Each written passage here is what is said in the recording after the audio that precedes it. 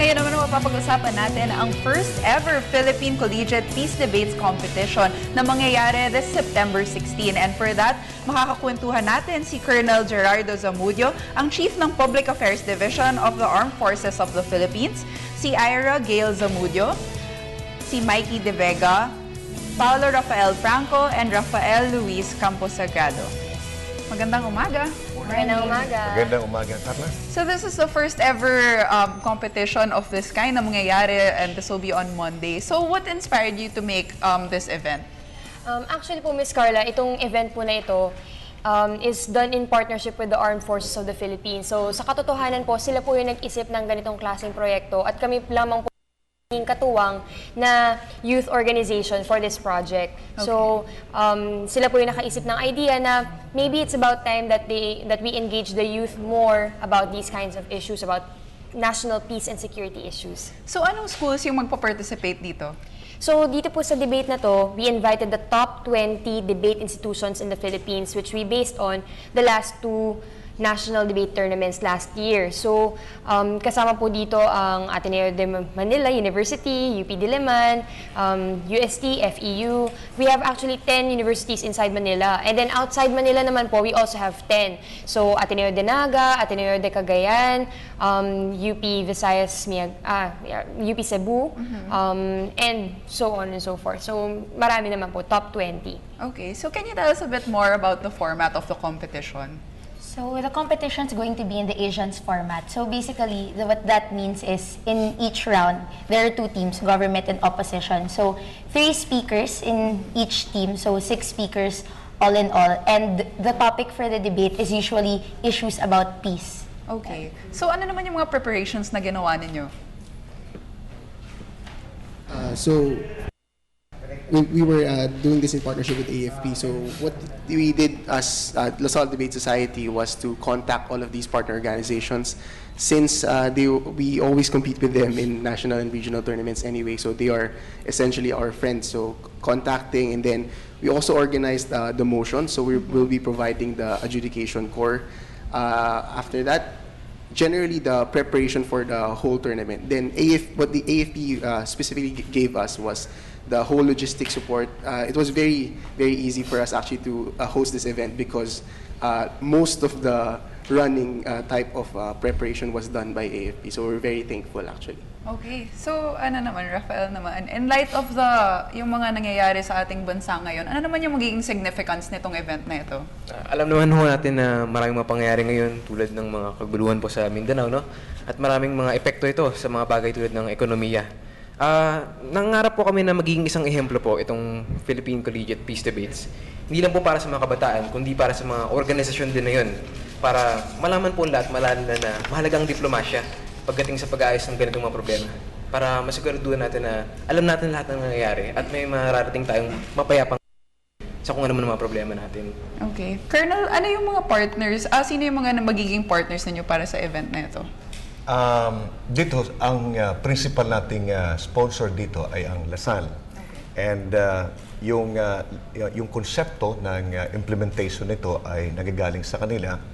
Sa AP, ang pinag-provide namin dito ay yung mga coordination requirements, including yung venue, yung AP Theater, at saka yung pagtanggap sa lahat ng mga delegates galing sa iba't ibang panig ng ating Pilipinas. Kami naman sa AAP ay tuwang-tuwa dito sa partnership na ito sapagkat unang-una is magpapalalim ito doon sa kamalayan ng ating mga kabayan para unawain kung ano yung mga issues na nakapaligid sa pag-usulong natin ng kapayapaan at kaunlaran sa ating bansa. Sapagkat ako'y naniniwala na sa pag-usulong natin ng kapayapaan, dapat na nakita natin ay hindi lang yung mga usapin nasa harapan natin, but to include yung mga usapin na nasa kaliwa, nasa kanan, maging yung nasa likuran. At itong ginagawa ng LaSalle Debate Society, itong mga batang ito, na talagang ay magbibigay ng daan para makita ito at mapakinggan natin yung boses ng mga kabataan.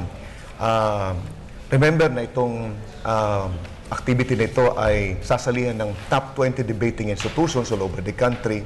Meron tayong magagaling sa Mindanao, Visayas, Northern Luzon, may galing tayo sa Northern Luzon and Metro Manila.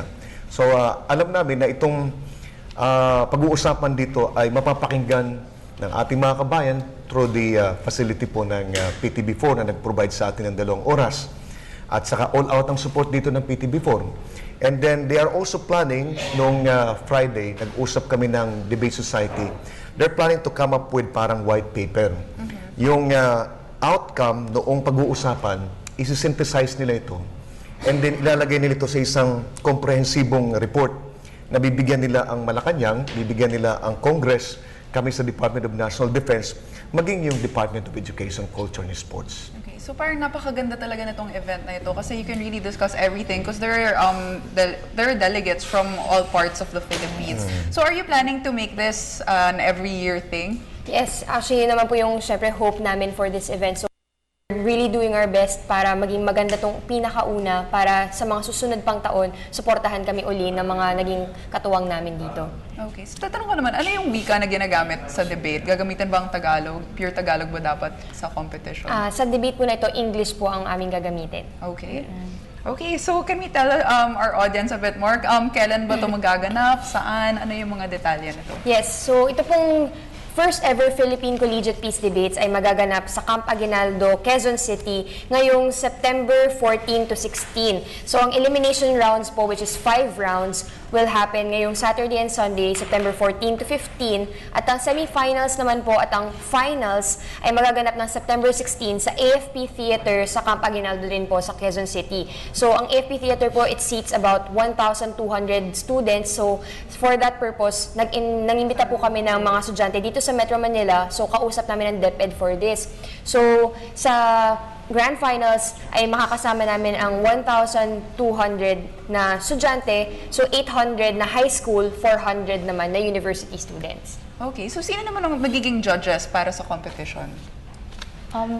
Panel siya, maraming representative of parties. So may representative from the LaSalle Debate Society. We also have representatives from the Armed Forces of the Philippines and from various sponsors and partners that we had for this tournament. Opo, so katulad po dito ang PCSO for example, kasama rin dito ang mga isang Rotary Club na governor.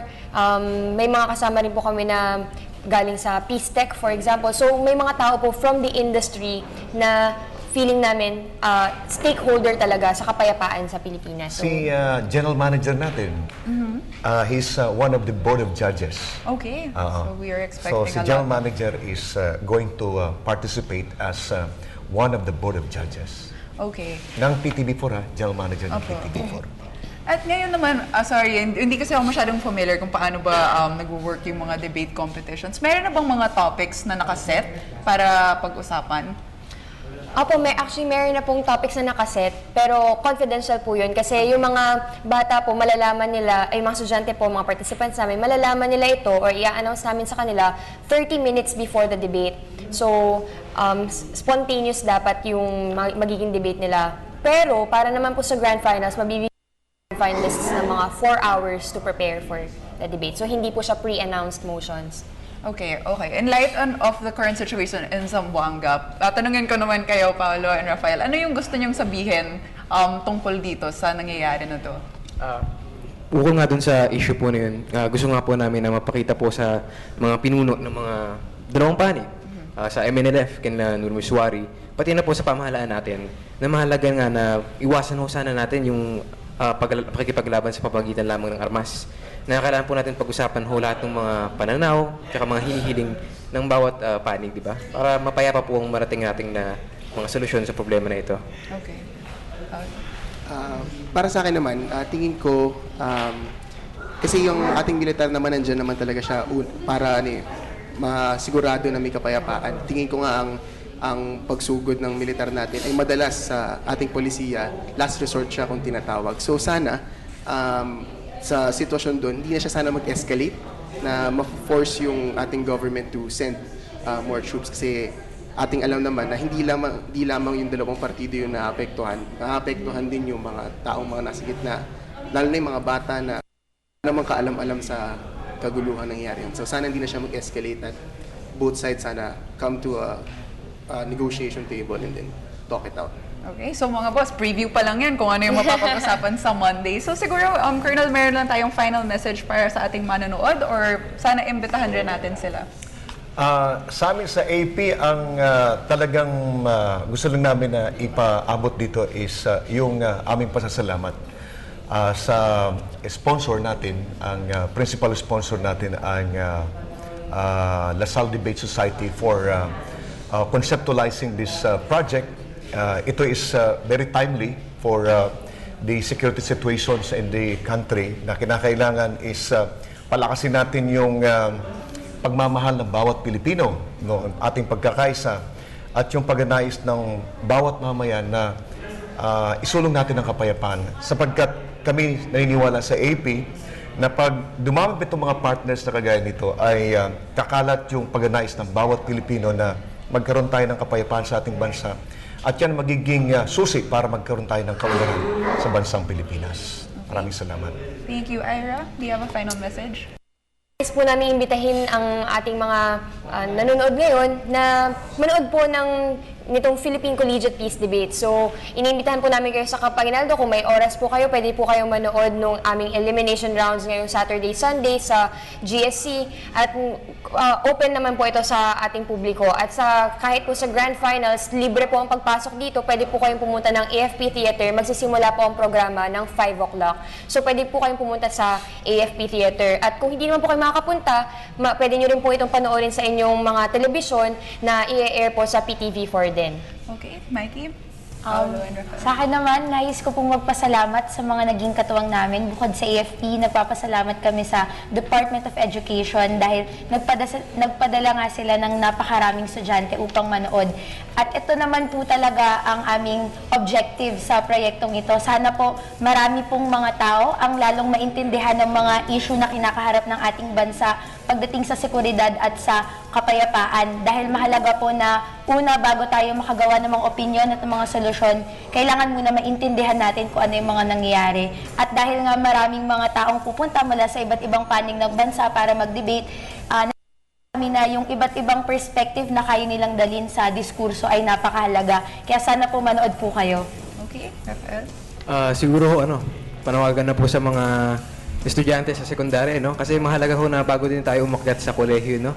Na bata pa lang, mismo mga bata sa elementarya, makita na nila yung mga gantong paraan ng pausapan, di ba? Para hindi sila mabibigla sa mga isyong hinaharap natin sa bayan. Kaya yun ho, sana ho manood din sila. Okay, and Paolo. Alam ko nasabi na lahat. Sa akin pasasalamat lang para sa ating mga katuwang, particular kay AFP Chief of Staff, General Bautista. Maraming salamat din sa AFP mismo na pinadali nila ang aming trabaho. Napakalaking tulong po talaga nila. At sa PTV4, kasi alam natin na napakalaking gastos ang para pumunta sa isang event dahil padala mo mga tao doon para kunan to. So maraming salamat na they share our interest in spreading the message of peace. Okay, and we are very excited for your event. Good luck. I hope Thank it will be you. successful. And I will be joining you as well on Monday. Yay! So, yay! Okay, maraming salamat.